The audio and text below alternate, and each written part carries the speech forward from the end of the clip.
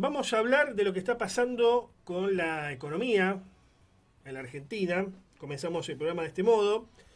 Es evidente que estamos en un proceso de transición donde mutamos o mutaremos de un país industrial o con industria, ahí puede variar el análisis, pero bueno, con algo de desarrollo industrial, a un país de servicios. ¿Eh? Ese es el objetivo, al menos, que aparece en el horizonte por el momento. Vamos a preguntarle qué piensa sobre esto y vamos a comparar con alguna que otra época histórica a Carlos Leiva. Carlos Leiva es economista y consultor argentino y se desempeñó como subsecretario general del Ministerio de Economía durante la gestión de José Gelbar. Usted recuerda, último gobierno Perón-Perón, a partir del año 1973. Y además se desempeñó como vicepresidente del Instituto Nacional de Planificación Económica. Después también trabajó como consultor de empresas y de organismos internacionales como el Banco Mundial y el Banco Interamericano de Desarrollo.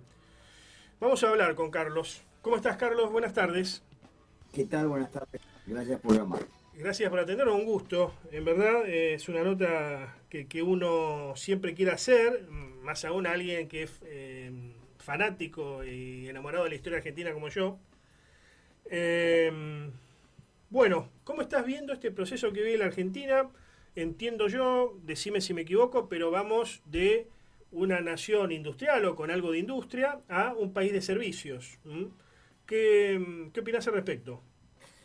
Bueno, en rasgos generales uno podría decir eso, pero es muy importante precisar, porque creo que ahí hay un punto muy importante, que esta degradación del carácter industrial de la Argentina viene de hace mucho tiempo. Si uno analiza estadísticamente en los cómputos de la contabilidad nacional cuando comienza la declinación del proceso industrial, no cabe ninguna duda que eso prácticamente comienza, paradójicamente, con la muerte de Perón y el comienzo de, si queremos llamarlo así, el gobierno de Isabel Perón, que dio lugar a que la conducción de la economía, cosa que se ha olvidado, desde octubre de 1974 estuvo en manos de Alfredo Gómez Morales. Alfredo Gómez Morales fue un viejo dirigente del peronismo del 45, a quien Perón, y eso puedo dar fe personal, no le tenía la más mínima confianza, y a punto tal que le pidió a Gelbar que no lo designara en el Banco Central porque lo habría de traicionar, cosa que efectivamente ocurrió, porque durante la gestión de Gelbar tuvimos un cimbronazo muy fuerte provocado por Gómez Morales, que era una persona que entendía que la Argentina no tenía que tener una industria exportadora.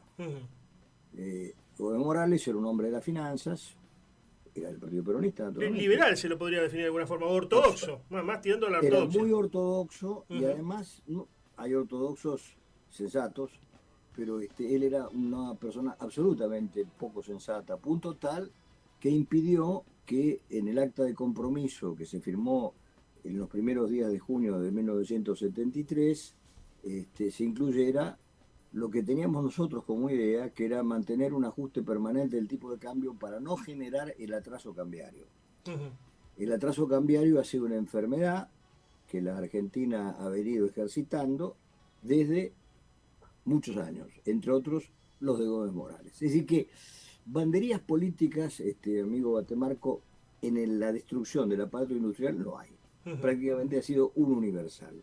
La Argentina, y permítame que usted se ha enamorado de la historia, como acaba de decir, empezó su proyecto de desarrollo industrial como consecuencia de un hecho ajeno, externo a la Argentina, que fue la decadencia del Imperio Británico. Nosotros tuvimos muchos años de crecimiento asociados a la demanda y la provisión de bienes de capital del Imperio Británico. Cuando eso se cortó, la Argentina tuvo que diseñar un nuevo proyecto de país y logró en los años 30, en la década infame, es importante tener en cuenta los consensos culturales de una sociedad, ¿no? Logró desarrollar la industria como una respuesta al desempleo. La Argentina se encontró en la paradojísima situación de ser el país de Occidente que más rápido salió de la crisis del año 30. ¿Por qué? Bueno, porque los conservadores de entonces crearon la Junta de Granos, la Junta de Carnes, el Banco Central, Ah. la protección de la industria con aranceles. Sí, los famosos planes Pinedo, ¿no? Que Efectivamente. hicieron O sea también que, a la industria. Ujú. quiero decir que ahí hay un consenso argentino que duró exactamente hasta 1975. Ujú. Empezó con los conservadores, alcanzó su momento culminante en materia social con Perón, su momento culminante en materia de inversiones industriales con Frondizi, Ujú. y obviamente cuando llega Perón, con la Hora del Pueblo, el reencuentro de los argentinos, el abrazo, no solo con Balbín, Ujú. sino con los que fueron miembros de la Junta Consultiva Nacional de la Revolución Libertadora, porque eso no hay que olvidarlo. La Hora Ujú. del Pueblo se firma con Horacio Tedi, que era un gorila del 55, pero bueno, Perón Ujú. entra en un proceso de reconciliación política de la Argentina para lograr, y esta es otra avenida, ¿no? Contener aquello que ese hecho desgraciado que fue la aparición de la guerrilla, ¿no? Ahora, Eh, Carlos, lo que vos decís es muy interesante, Bien. y es más, uno podría citar a gente de diferente ideología que era industrialista y tenía una visión nacional. Por ejemplo, Así es. Gelbar venía del Partido Comunista y Perón lo No, no, pone. no, no, no, no, no, no, Gelbar nunca fue comunista. Nunca No, fue eso, comunista. Ah, no, de ninguna manera. Eso es una versión de Isidoro Gilbert, para ah. quien todas las personas fueron comunistas. Es como una... Bueno, venía de No, la izquierda, pongámoslo de no, algún. no, no, ¿No? no. Gilbert, a ver, déjeme que le explique, porque Sí. es importante. María Giovanni, que es una persona exquisita, no pudo tener en su libro sobre Gelbar declaraciones de Giulio Brunello, que fue el secretario de toda la vida de Gelbar, presidente del Partido Peronista, por otra parte. Giulio Brunello, una personalidad exquisita, uno de los que lo despide a Perón en el Ujú. Congreso. Habla Balbín y habla Brunello por el Partido Peronista, para ver la importancia de Brunello. Brunello se negó porque María Giovanni insistía en tratar de señalar que Gelbar era comunista. Nunca fue miembro del Partido Comunista, Nunca jamás. fue. Ni empresario del Partido Comunista. Fue un tipo Ujú. judío, polaco, en Catamarca, en la Claro. década del 40, Lo decía en el en el sentido, nazismo. digo, lo decía en el sentido de que antes había gente de diferentes ideologías, más a la izquierda, más a la derecha, Sí, pero eran industrialistas y tenían pero una por visión supuesto. nacional, ¿no? Incluso Pero más bien, Krieger Bacena, Batemarco Krieger Bacena era medio desarrollista o desarrollista. también, pero Pero recuerda, te lo digo, sí, te cierro el concepto. Hoy creo que ha cambiado la visión de buena parte de las élites argentinas, y absolutamente. uno lo ve hasta en el empresariado PYME. El otro día lo debatí esto con empresarios industriales en un brindis de fin de año, que hoy buena parte de los empresarios te dice, eh, dejemos de ser románticos, basta de sustituir importaciones, eso ya fue, ¿no? Bueno, Hay que ir a lo básico, hay que ir a lo que nos da el cuero, dirían los jóvenes en el barrio, a lo que nos da la pera. Que para lo que nos da la pera sería el modelo agroexportador, minería y por ahí, si vos querés, algo de desarrollo industrial, pero de nicho o de micro nicho que tenga que ver con estos dos sectores que anuncié anteriormente. bueno, justamente me encanta referir cuál ha sido el cambio de las personas que vos le atribuís pertenecer a una nueva élite. Ujú. Recordemos el principio del siglo XIX, perdón, del siglo XX, Carlos Pellegrini acuña esa frase extraordinaria que dice: Carlos Pellegrini, miembro del Partido Autonomista Nacional, fundador del Jockey Club, o sea, un miembro absoluto de la élite. Dice en ese tiempo, 1901, sin industria no hay nación. Y en ese tiempo, Juan B. Justo, el líder del Partido Socialista, sostenía que para que los obreros tuvieran mejores ropas y más baratas, había que importarlas y que no tenía sentido hacer industria nacional. Esa confusión ideológica de la Argentina es el desapego de la realidad, el mito nacional de pensar que somos lo que no somos. La Argentina fue un gran país industrial, tuvo, obviamente eso lo saben todos, pero vale siempre recordar la pena, la década de mayor crecimiento de la Argentina en el modelo agroexportador fue la de 1874 a 1884, su PIB per cápita creció vertiginosamente, eso no hay discusión alguna. Pero la segunda, después de esa, fue 1964-1974. Ujú. El producto creció todos los años durante una década a una tasa intercensal del 8%, con aumento de las exportaciones industriales y récord en materia de acumulación de reservas, 4% de pobreza y coeficiente de Gini como el de Europa. Era un país industrial que exportaba. Era el tercer exportador de zapatos manufacturados de lujo a Estados Unidos, exportaba locomotoras y por supuesto llenó Europa del Este de ventiladores y heladeras. Esta Ujú. es la realidad. Eso era la Argentina. Desapareció a partir de, como te cité, de un hecho que sería muy largo explicar, pero que a mí me parece muy importante, que fue la provocación que nunca sabremos de dónde vino, que generó del año 70 en adelante un continuo secuestro de empresarios, de empresas extranjeras que habían venido con Frondizi, que nunca se denunciaron porque los secuestros se pagaban en negro y estaba prohibido pagarlos. Por eso Jorge Borg, padre, no quiso pagar el secuestro de sus propios hijos, porque obviamente no se permitía pagar legalmente, por lo tanto había que pagar con dinero negro, era imposible, no se podía hacer. Miles de empresarios fueron secuestrados. La Argentina tuvo un largo proceso de desinversión provocado por los montoneros. Esto es así. Ahora bien, eso no figura. Te detengo acá. ¿Los montoneros truncaron o ayudaron a truncar el proceso de industrialización de la Argentina? Por supuesto, fueron el motor. A punto tal que Firmenich, cuando asesinan a Rucci, dirigente metalúrgico, pero todavía teníamos una CGT dirigida por los industriales metalúrgicos, por los empresarios de la industria, Firmenich dice, con la muerte de Firmenich se acaba el pacto social. Con la muerte de Rucci. Con la muerte de Rucci. Eso lo dice, exactamente, la muerte de Rucci, eso lo dice Firmenich, la revista El Descamisado, de uno de cuyos miembros es el señor Roa, que actualmente dirige el diario Clarín. No nos engañemos, en la Argentina hay una versión de la historia absolutamente equivocada, escrita por esos miembros, que son todos, desde Patricia Bullrich hasta Diego Velar. La Argentina es repleta de ex-montos que hicieron la destrucción del aparato productivo argentino porque estaban en contra del capitalismo a cara humana que proponía el consenso de la política argentina, que vos muy bien citaste, que eran conservadores como Salón Lima, demócratas cristianos como el Suscripto y peronistas como Perón. Esos tipos fueron contra ese modelo y la verdad que lograron que hubiera un proceso descomunal de desinversión que no se registra en la contabilidad nacional, porque la contabilidad nacional registra las inversiones y no las desinversiones. ¿Por qué insisto en esto, Batemarco? Porque lamentablemente ese capítulo de la historia argentina está totalmente desvirtuado, a punto tal que a quien ha vivido ese tiempo, como soy yo, decir que hay un grupo de peronistas que se llamen La Cámpora, cuando Perón lo echó por traidor a Cámpora, es notable. Sí. Es increíble, lo echó por traidor. Bueno, me la dejaste picando para la comparación con una etapa más reciente, a partir de 2003, cuando se reivindica aquellos 70, ¿no? La famosa palabra a los gritos prácticamente de Kirchner, volvimos, ¿no? En esa plaza volvimos porque volvía a los 70. ¿Qué pasó con el kirchnerismo? Vos has hablado sobre este tema en otros medios. ¿Pudo reindustrializar a la Argentina y no lo hizo? ¿No le dio el cuero? ¿Qué pasó con eso? Yo no soy quien para poder juzgar la vida de las personas. Yo juzgo los hechos por lo que vi económicamente. Néstor Kirchner como presidente, gracias a una eclosión de cosas horribles, la implosión de la convertibilidad, encontró una situación de salarios y de vacío de empleo enorme, con un tipo de cambio único que lo provocó la primera devaluación de Remes, pero el resto lo hizo el mercado. Remes devaluó a 1,40, el mercado lo llevó hasta 4. No es que fue una decisión política, ocurrió, no lo pudieron evitar. Cerraron los bancos, no lo pudieron evitar. Con los bancos cerrados no pudieron evitar, porque estaban los supermercados que juntaban pesos todos los días. Bueno, no importa por qué.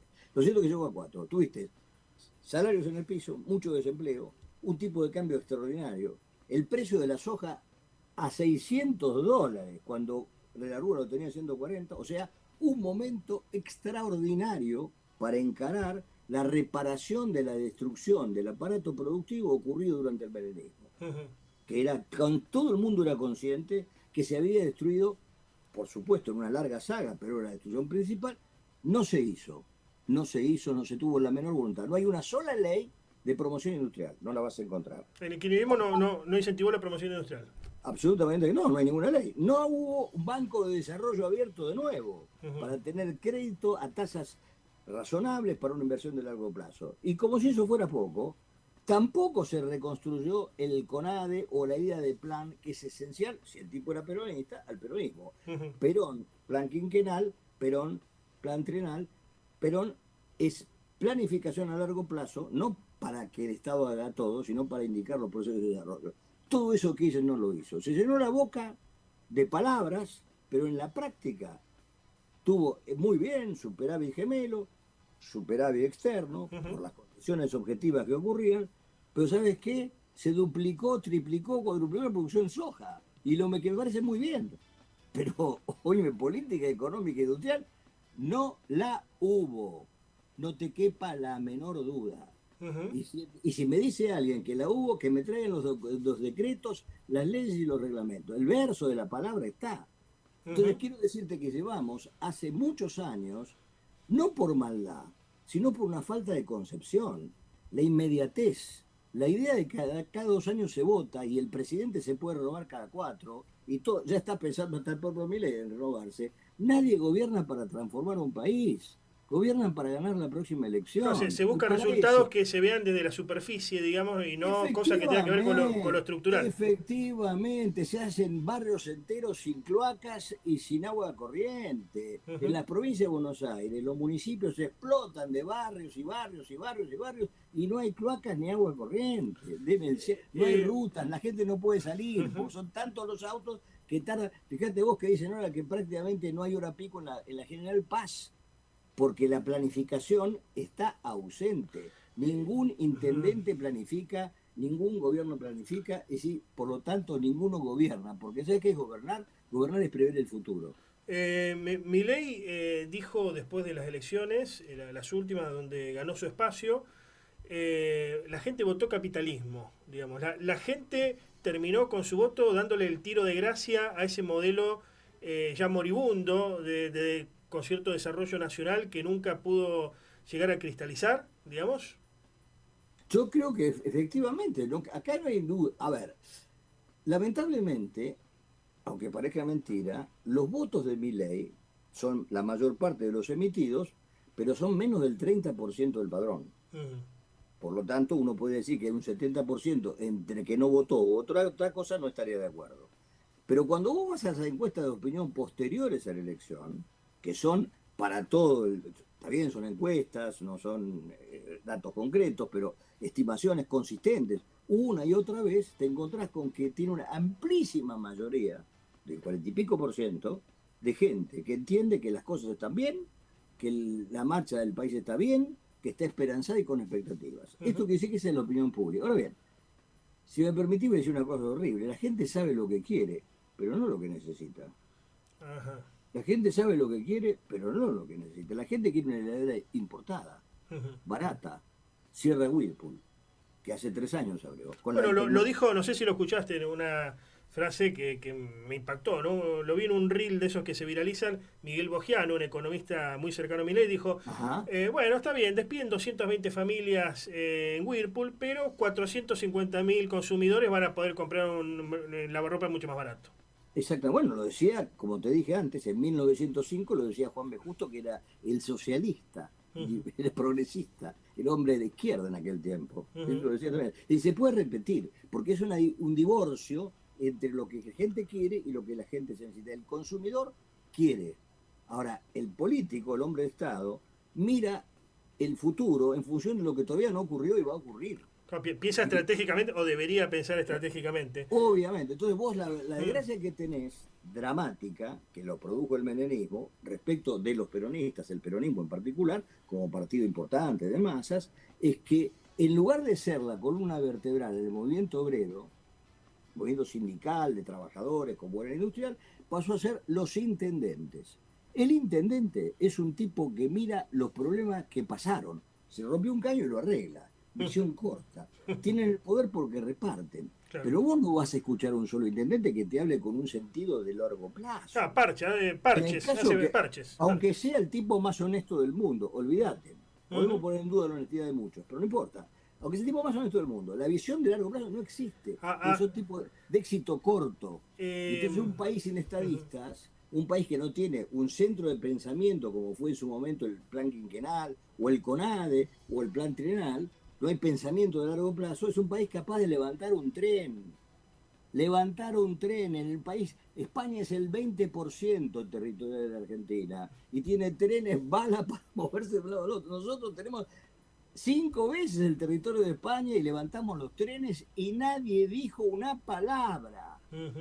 Nadie se quejó. Finalmente, Carlos, interesantísimo el diálogo, pero lamentablemente se nos termina el tiempo, son los tiempos de la radio, voy a ser poco original, pero ¿hacia dónde pensás que va Milei, independientemente bueno, de sus ideas liberales, hacia dónde pensás que va Milei con la economía y si va a poder llegar primero hasta 2027 y después si lo ves con posibilidades de renovar? Bueno, Vos por ahí a me ver, dirás, bueno, primero, lo político no necesariamente tiene que ver con lo económico o lo hay dos institucional, pero bueno, cosas. él habla de seguir otro mandato inclusive, ¿no? Exactamente, dos cosas. Desde el punto de vista del país que quiere construir Milei, es un país que para mí es como construir un infierno. Definitivamente, no es que esto sea el cielo, ni remotamente, pero la propuesta de Milei realmente es un mundo sin solidaridad. Es un mundo de individuos exitosos, yo voy por la mía. El Papa Francisco decía nadie se salva solo, esto es todo lo contrario. Cada uno por la suya. Por eso Boyano dice con razón, y a mí me gusta la idea importada, no me importa que sea un tipo sin trabajo. Ahora, Claro. gobernar en el mundo es crear empleo. Ujú. Gobernar es crear empleo productivo, no empleo público como Néstor. No, no, eso es una locura. Empleo productivo, gente que haga cosas que tengan productividad permanentemente. Este país no va en ese camino, primer Ujú. dato. Vos me decís si hago un pronóstico acerca del futuro, del éxito. Mirá, el cambio cultural de la Argentina es un éxito, porque esta visión de Boyano la tiene también un pibe de Rappi. Sí, sí, seguro. No tiene un No, no, mango y piensa y en como... las villas miseria, voy más allá de, Exacto, bueno, de vos. perfecto. Sí, sí, sí, sí, Piensa no, de sí, esa sí. manera. Efectivamente, es una derrota cultural en la Argentina general.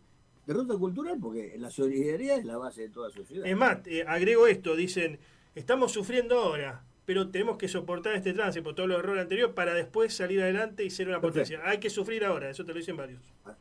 La Ujú. tercera cosa, hablando de pronósticos, y te digo, acá hay un seguro. Lo que ha demostrado Caputo, más que Milei, con Daza, que la Argentina tiene un viceministro de nacionalidad chilena. Es una vergüenza. Nuestro viceministro es Chile. ¿Por qué, ¿Por qué está? Bueno, porque es amigo de Besen, amigo y socio de Besen, de toda la vida. De toda, no de ahora. Bueno, ahí hay un seguro de cambio para la Mm. Argentina. Si cada vez que haya un drama puede ser que esté Besen y Trump, olvídate, esto puede seguir. Ahora, si esto queda sometido a nuestra propia fuerza, y el tic-tac está funcionando, no sé si me explico. Hay un Sí. tic-tac funcionando. Ujú. Si no estuviera Daza y no estuviera en Besen, el tic-tac haría una explosión. Pero Bien, no la va a ir la explosión en la medida que estén Besen y Daza. bien. Entonces el pronóstico es, ¿está Daza? No va Mm. a pasar nada. Con Besen. No va a pasar. Porque va a venir guita, va a venir el comunicado, va a venir el informe, Ujú. y dentro de unos días vienen los 4.000 millones de dólares y seguramente lo van a resolver. Porque tienen ese seguro detrás. Ahora, ese seguro garantiza que la Argentina pueda ser otra vez un país con el 4% de pobreza y una distribución del ingreso con el coeficiente de Gini y una clase media enorme, porque sin clase media no hay nación. ¿Sabes por Mm. qué? Porque la clase media es un acordeón que va entre la pobreza y los muy ricos. Cuanto más grande es el acordeón y más chiquitas son esos dos extremos, Mm. la sociedad es más consolidada. Ahora, lo que ha pasado es que el acordeón se ha ido achicando. Los pobres avanzan al galope y los ricos en la Argentina son cada vez más ricos. ¿Y sabés lo que es peor de todo? Ah. Todos los ricos los fundó Carlos Menem. El peronismo lo votó, todo el peronismo votó la nueva oligarquía de los concesionarios.